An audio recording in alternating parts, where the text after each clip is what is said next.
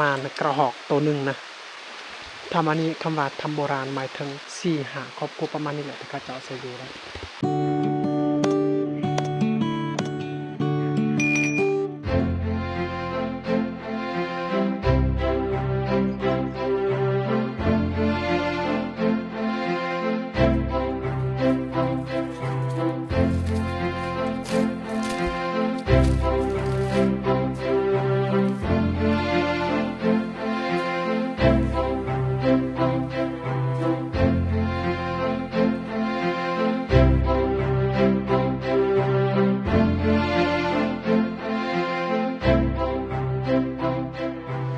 เอาสบายดีทุกคนยินดีต้อนรับพี่น้องที่เข้ามาติดตามรับชมนะตอนนี้เราอยู่ที่ถ้ำทุกคนคือเราอยู่ในป่าแหละทุกคนเป้าหมายก็คืออยากไปหาอาหารทุกคนแต่ว่าเดี๋ยวนี้บรรยากาศกะบังเอิญว่าฝนตกนะก็เลยเราติดถ้ำเดี๋ยวนี้นะทุกคนบรรยากาศกะฝนตกทุกคนฝ่าลังฝนได้ตอนนี้เวลากะประมาณ3 โมงบางตอนนี้เวลาประมาณเท่าไหร่วะ4 โมงทุกคนเดี๋ยวนี้เราหากะมารกระหอกตัวหนึ่งนะมารกระหอกตัวหนึ่งนะทุกคนแต่ว่าบังเอิญเนาะฝ่าลังฝนเลยเรากะไปลบอยู่ในถ้ำนี่แหละทุกคนถ้ำอันนี้จะเป็นถ้ำโบราณเลยชื่อว่าถ้ำโบราณทุกคนตอนนั้นกะช่วงมีฤดูฝนรัสะดวกนี่เขาจะเห็นน้ำตกตาดนะตกลงมานะทุกคน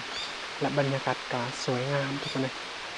แต่ไว้เดี๋ยวนี้แห้งแรงก็เลยเฮากะบ่เห็น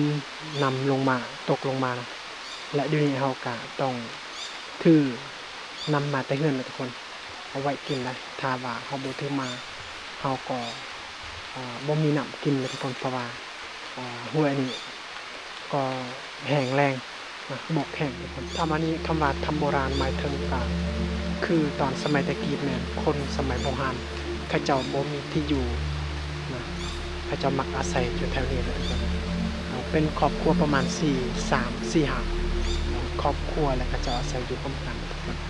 นี่ได้แต่ว่าตอนนั้นก็มันกว้างดีนะแต่ว่าเมื่อหลายปีก็หินตกลงมากับยูนิกับมันถึงปิดบังไว้ทุกคน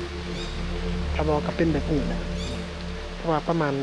4-5 ครอบครัวประมาณนี้แหละก็จะเอาใส่ดูแต่จะมีคนที่เสียชีวิตอยู่ในถ้ำนี้นะทุกคน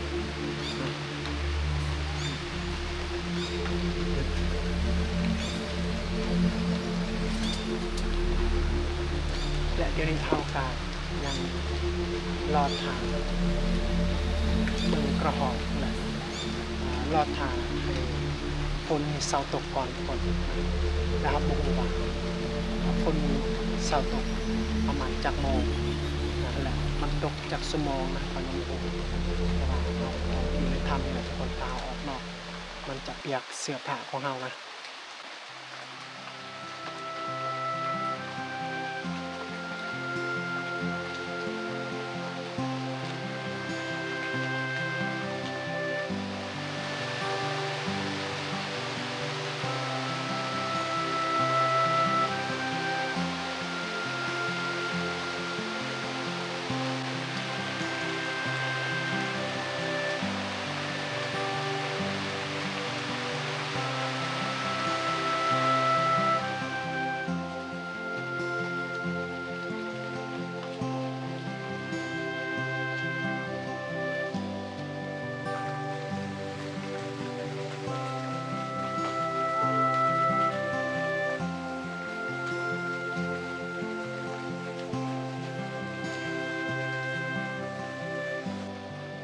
ตอนนี้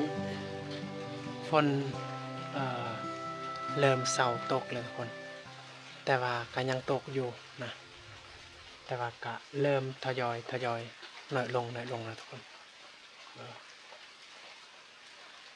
เพราะว่าปกตินี่5 โมงจะมีกระหอกมานะ5 โมงมีกระหอกทุกคน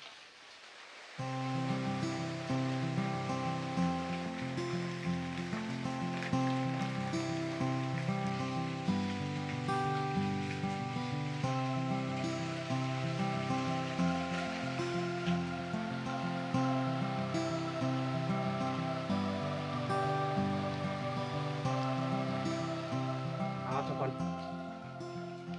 ตอนนี้อากาศก็เริ่มมืดแล้วทุกคนแล้วเราก็ต้องกลับนะเพราะว่าเราบ่ได้มีเป้าหมายว่าจะไปนอนป่านะทุกคนแล้วอุปกรณ์อะไรต่างๆเราก็บ่ได้เตรียมนะเราก็ต้องกลับแล้วเป้าหมายของเราก็คือไปหาอาหารแต่ว่าบังเอิญฝนตกเลยอาหารก็หาบ่ได้นะแต่ว่าได้อยู่มีกระหอกตัวหนึ่งนะทุกคนหอกนี่แหละนี่มีแต่กระหอกตัวหนึ่งเลยทุกคนก็พอได้มีอาหารบรรยากาศก็เริ่มมืดแล้วทุกคนโคมแคมเฮากับบริเทมมาแล้วถ้าเฮาอยู่ต่อไปอาจจะลำบากนะอีกอย่างอยู่นี่จะเป็นถ้ำที่คนโบราณเขาเจ้าอาศัยอยู่และเป็นถ้ำที่น่ากลัวแล้วก็ต้องกลับนะแต่ถ้าเรามีเวลาโอกาสเราก็จะไปใช้ชีวิตสักคืนหนึ่งอยู่ในถ้ำนี้นะทุกคนไปนอนอยู่นี่แหละนะแต่ว่าเดี๋ยวนี้เราบ่มีเป้าหมายก็เลยเราก็ต้องกลับแล้วทุกคนเลยฟ้าหลังฝนก็ยังบ่เซาแต่ว่าก็มันทยอยน้อยลงนะพอดีบรรยากาศฝนตกเลยทุกคน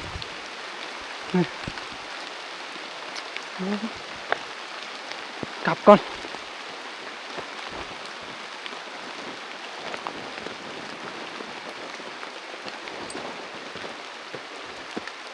โอ้ย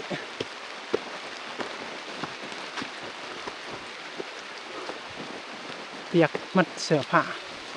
เครื่องของตาจ้ะ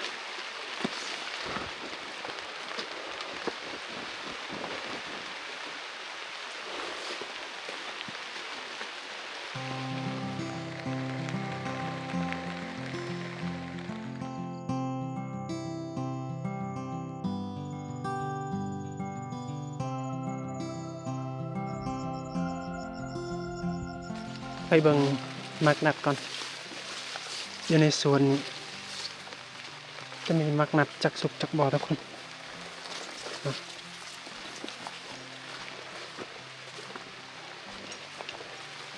กระเทินและมันเปียก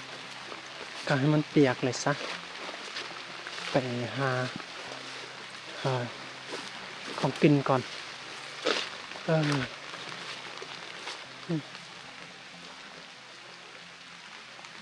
โอ้โห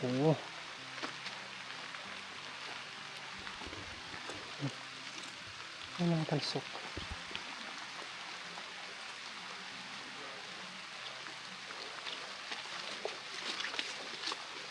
มีโตมันสุกแต่ว่าพวกแม่ก็จะเอาไปเก็บแล้วโตมันสุกนะ